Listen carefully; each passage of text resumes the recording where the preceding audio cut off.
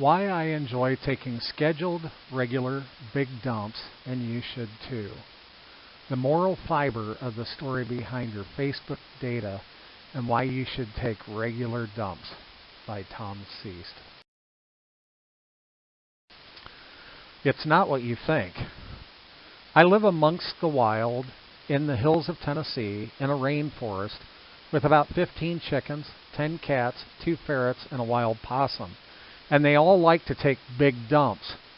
It seems that the chickens prefer to take their dumps right outside my office door, for all of the obvious reasons, but I accept their criticism with gratitude as well as their donations of eggs. The cats, however, have no excuse, but these aren't the dumps I'm referring to. Garbage dumps. Our small county in Tennessee also has 4 garbage dumps spaced throughout the county, to which we are supposed to take our garbage and some of our recycling. We make regular runs to our closest dump, but this is not the dump I'm referring to. Pent-up hostility. There are days when I feel bad, or my medication or my heart makes me feel off, and on those days I tend to be more verbose, loose-lipped, and have less of a filter. And I tend to take verbal dumps on people. I generally feel bad about these unwarranted dumps of my thoughts, which are slightly off at the time, and I even find fault with the cutest of kittens and small children. But these are not the dumps I'm referring to. Thought dump. I love to take thought dumps from time to time, where I take a thought or an idea and write down all of my present thoughts on the topic. Free flow of ideas and thoughts without filter can lead to re-examination of the ideas and thoughts. But this is not the type of dump I'm thinking of here, although this is a thought dump on the topic of a big dump. The slap or the dump. I've written in the past about the slap, which can also be referred to as a dump. Basically, companies provide platforms for you to post your thoughts, your ideas, your photos, your videos, your words on a daily basis. But they often get tired of your ideas and will slap you or ban you and shut down your account. They essentially dump you. But this isn't the dump I'm referring to. Got dumped. I never had a girlfriend back in my school days, so I never got dumped. But I heard about it all the time. Discussions of who dumped whom were common in the classroom or locker room discussions.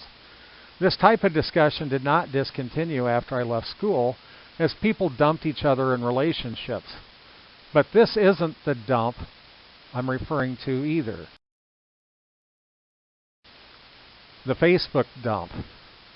I'd like to take a big dump about once a month of all my Facebook data, as I find it much easier to get to the data before they slap or dump me. When they give you a file or a data dump, they actually give you all of your data, which is quite extraordinary, as they don't seem to want to give it to anyone else. They give you things like messages, photos and videos, posts, profile information, search history, stories, groups, events, comments, pages, and more. How do I take a dump? While this is not advanced potty training course, I'll give you the basic steps here. First, select the little down arrow icon in the upper corner of the browser on your computer as pictured here. Settings and privacy. Next, select the Settings and Privacy menu option as pictured here. Settings. Next, select the Settings menu option as pictured here.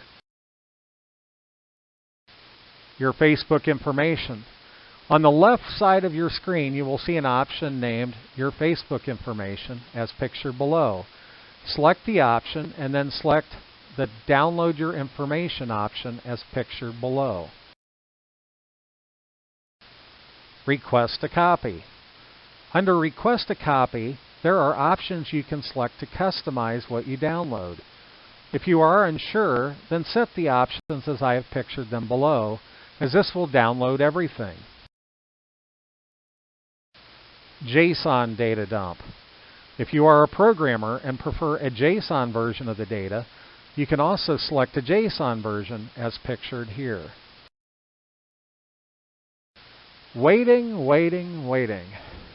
Depending on how much of your information you dump on Facebook, your big dump can take quite a while, but they will eventually notify you when your data dump is ready. Examine the big dump.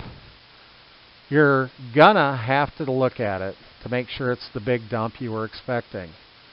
Facebook will give you instructions for downloading the zip or archive file which contains your data. If you open that file, you will find a file named index.html as pictured here. The big dump. If you double-click the index.html file, it should open the file in a browser as pictured below. It contains all the information that you told Facebook to dump, and it is all sitting on your local computer. Get regular for those you love.